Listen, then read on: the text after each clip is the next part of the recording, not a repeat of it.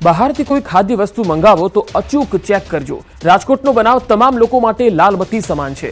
Veg બર્ગરનો order કર્યો, ઘરે પહોંચ્યું નોનવેજ બર્ગર।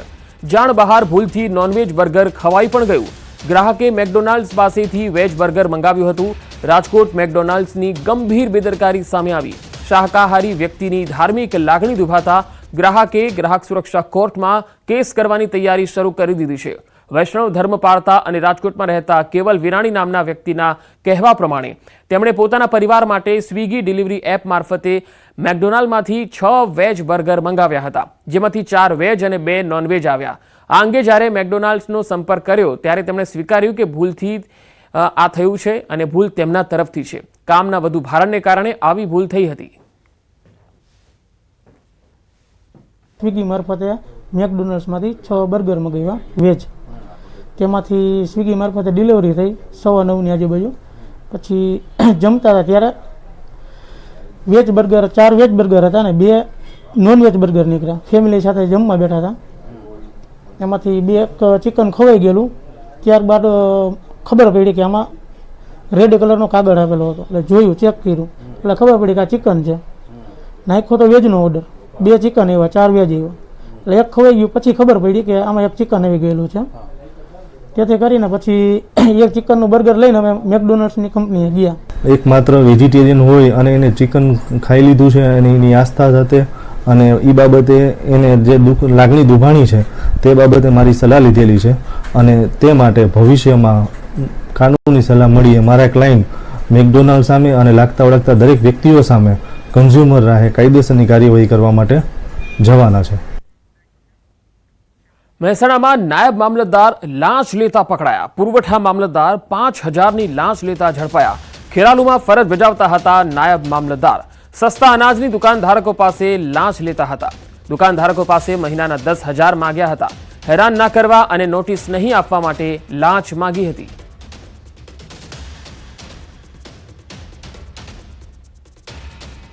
સુરતના બેગમપુરા વિસ્તારમાં વહેલી સવારે આગનો બનાવ બન્યો। હાથી ફળિયામાં મકાનમાં ભીષણ આગ લાગતા આસપાસ અફરાતફરી મચી ગઈ। જાણ થતાં ફાયર વિભાગની ગાડીઓ સ્થળ પર આવી પહોંચી હતી। ભારે જહેમત બાદ ફાયર વિભાગે આગ પર કાબુ મેળવ્યો। ભીષણ આગમાં મકાનનો માલસામાન બળીને ખાખ થઈ ગયો હતો। સદનસીબે કોઈ જાનહાનિ થઈ નહોતી। તો બેગમપુરાના હાથી ફળિયામાં આ બનાવ બન્યો હતો। ફાયરની ટીમ સ્થળ પર પહોંચી ગઈ હતી અને આગ પર કાબુ મેળવ્યો હતો। આગ લાગવાનું કારણ જાણી શકાયું નથી અને આ બનાવમાં કોઈ જાનહાનિ થઈ નથી। બેગમપુરામાં જ્યારે આગ લાગી ત્યારે આસપાસના વિસ્તારોમાં અફરાતફરી મચી ગઈ હતી। મકાનની અંદર આ આગ લાગી હતી, જો કે થોડી વારમાં આગ પર કાબુ મેળવી લેવાયો હતો। સુરતથી સંવાદદાતા કીર્તેશ પટેલ જોડાયા છે। કીર્તેશ, આ આગ લાગવાનું કારણ હવે જાણી શકાયું છે ખરું? બિલકુલ, સુરતના બેગમપુરા વિસ્તારમાં હાથી ફળિયામાં વહેલી સવારે એક મકાનમાં આગ લાગી હતી। કહી શકાય આ મકાન વર્ષોથી બંધ છે અને જે રીતે મકાનમાં શોર્ટ સર્કિટ થવાને લઈને આગ લાગી હતી, જો તે આગે જોતામાં વિકરાળ સ્વરૂપ લઈ લેતા સ્થાનિક લોકોમાં ભયનો માહોલ ફેલાઈ ગયો હતો। ફાયર વિભાગને જાણકારી આપતાની સાથે જ ફાયરનો કાફલો તાત્કાલિક ઘટના સ્થળે દોડી જઈ 1 કલાકની જહેમત બાદ આગ પર કાબુ મેળવી લીધો હતો। ખાસ કરીને વર્ષો જૂનું મકાન છે અને કહી શકાય કે આ મકાનો વર્ષો જૂના છે કે જે લાકડામાંથી બનેલા છે, જેને લઈને આગે વિકરાળ સ્વરૂપ લીધું હતું। જી કીર્તેશ, આભાર માહિતી આપવા માટે। પાલનપુરની બારડપુરા પોલીસ ચોકીની આગળ નગરપાલિકાની પૂર્વ સદસ્ય ગુલશનબેન ચુનારા દ્વારા પોતાના શરીર ઉપર જ્વલનશીલ પ્રવાહી છાંટી આત્મહત્યા કરવાની કોશિશ કરી હતી, જેમાં 7 દિવસની સારવાર બાદ તેમનું મૃત્યુ થયું। કચરો નાખવા જેવી બાબતે પાડોશીઓ જોડે બબાલ થતા મામલો પોલીસ સ્ટેશન સુધી પહોંચ્યો, જેમાં સામસામે પક્ષે ફરિયાદ નોંધાવી હતી। ઝઘડો થયા બાદ મનદુખ થતા પાલનપુર નગરપાલિકાની પૂર્વ સદસ્ય ગુલશનબેન ચુનારાએ પોલીસ સ્ટેશનની બહાર જ આત્મહત્યાનો પ્રયાસ કર્યો। સારવાર દરમિયાન ગુલશન ચુનારાનું મોત થતા પરિવારમાં માતમ છવાઈ ગયો। મોરબીમાં અસામાજિક તત્વો બેફામ છે। રિક્ષા ભાડે કરવાની બાબતે મારામારી કરી। લીલાપર ચોકડી પાસે આ બબાલ થઈ, જેમાં 4થી વધુ લોકોને ઈજા પહોંચી છે। પેસેન્જર તરીકે આવેલ અજાણ્યા શખ્સે અન્ય લોકોને બોલાવી અને માર માર્યો। રિક્ષા ચાલક તેમજ રિક્ષા ચાલકને બચાવવા આવેલ અન્ય લોકોને પણ ધોકા વડે માર માર્યો હતો। તમામ ઈજાગ્રસ્તોને સારવાર માટે મોરબી સરકારી હોસ્પિટલ ખાતે ખસેડવામાં આવ્યા। મોરબી તાલુકા પોલીસે બનાવ અંગે તપાસ હાથ ધરી છે।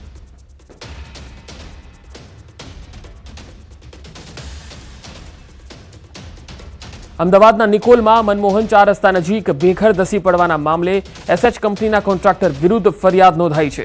શકીલ જાઠુ અને સમીર જાઠુ વિરુદ્ધ ફરિયાદ નોંધાઈ. ઉલ્લેખનીય છે કે સલામતીના સાધનો વગર કામ ચાલતું હતું, જેથી દુર્ઘટનામાં એક શ્રમિકનું મૃત્યુ થયું જ્યારે અન્ય એકને ગંભીર ઇજા પહોંચી. આ મામલે ઓઢવ પોલીસે ફરિયાદ નોંધી અને તપાસ હાથ ધરી.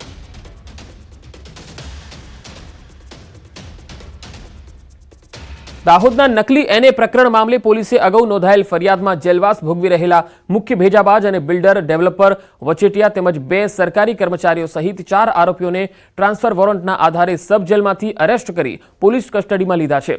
તેઓને કોર્ટમાં રજૂ કરી વધુ તપાસ માટે રિમાન્ડની માંગણી કરાશે. નકલી એનએ પ્રકરણમાં ઓક્ટોબર માસમાં 70 લોકો સામે ટીડીઓ દ્વારા નોંધાયેલી ફરિયાદમાં તપાસ દરમિયાન નામ ખુલતા પોલીસે જેલમાં બંધ 4 આરોપીઓને ટ્રાન્સફર વોરંટના આધારે જેલમાંથી કસ્ટડી લીધા બાદ કોર્ટમાં રજૂ કરવા માટે ધરપકડ કરી પોલીસ મથકે લાવવામાં આવ્યા. તાલુકા પંચાયત કચેરીના બોગસ હુકમોમાં નોંધાયેલ ફરિયાદમાં તેમની શું સંડોવણી રહી છે, કોના મારફતે અને કેવી રીતે સરકારના પ્રીમિયમની ચોરી કરી અને છેતરપિંડી કરતા હતા તે અંગેની તપાસ હાથ ધરાશે. આ તમામ આરોપીઓ છે એ અલગ અલગ ગુનાઓમાં અગાઉ અટક થઈ ચૂકેલા હતા અને હાલમાં જ્યુડિશિયલ કસ્ટડીમાં હતા, પરંતુ તપાસ દરમિયાન જે અન્ય ગુનો દાખલ થયો છે એમાં પણ નામ ખુલી આવતા તેમને એ ગુનાના કામે પણ અટક કરવા માટે હાલમાં કસ્ટડી સંભાળેલી છે. હાલમાં જે કસ્ટડી છે એ ટીડીઓશ્રીની જે ફરિયાદ હતી એમાં તેમને અટક કરવાની પ્રક્રિયા ચાલુમાં છે. ભાવનગરમાં 2 જૂથ વચ્ચે મારામારી થઈ. ચાવડીગેટ વિસ્તારમાં મારામારીની ઘટના. જાહેરમાં આ મારામારીનો વિડીયો છે એ વાયરલ પણ થઈ રહ્યો છે. સામાન્ય બોલાચાલી થઈ હતી અને ત્યારબાદ તે મારામારીમાં પરિણમી. પોલીસે ફરિયાદ નોંધીને હાલ તપાસ હાથ ધરી છે. તસવીરોમાં જોઈ શકાય છે કેવી રીતે લોકો લાકડીથી એકબીજા સામે તૂટી પડી રહ્યા છે.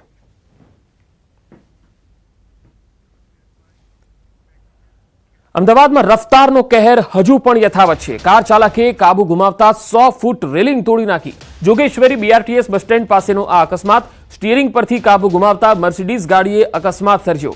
બીઆરટીએસ રૂટની 100 ફૂટ જેટલી રેલિંગ તોડી નાખી હતી. ગાડીમાં સવાર 3 લોકોનો બચાવ થયો છે. અકસ્માત અંગે પોલીસે વધુ તપાસ હાથ ધરી છે.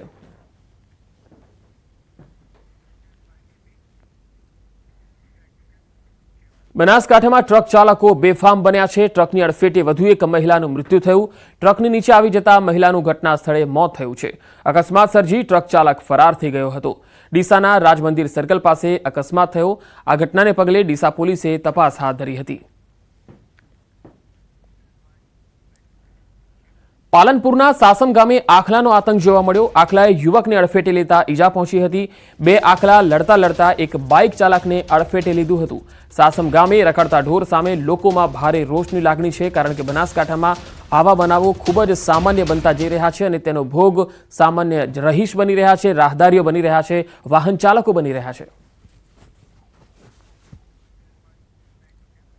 બનાસકાંઠામાં ઝેરી મધમાખીઓના ઝુંડના હુમલા વચ્ચેથી એક વ્યક્તિને બચાવી લેવાયો. ઇમરજન્સી સેવા 108ની ટીમે દર્દીને હેમખેમ બચાવી હોસ્પિટલમાં સારવાર માટે ખસેડ્યો.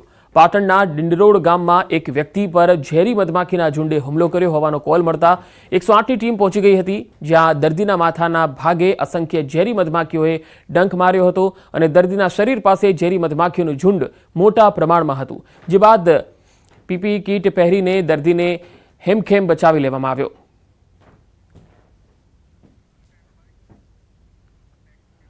સુરતના ગ્રામ્ય વિસ્તારોમાં પણ રખડતા આખલાનો આતંક માથાનો દુખાવો બન્યો છે. માંગરોળના તરસાડી વિસ્તારમાં મોડી રાત્રે આખલાઓ યુદ્ધે ચડ્યા અને ભોગ બની રેલિંગ. 2 આખલા એવા તે બાજ્યા કે સેફટી માટે બનાવેલ રોડની રેલિંગ તોડી નાખી.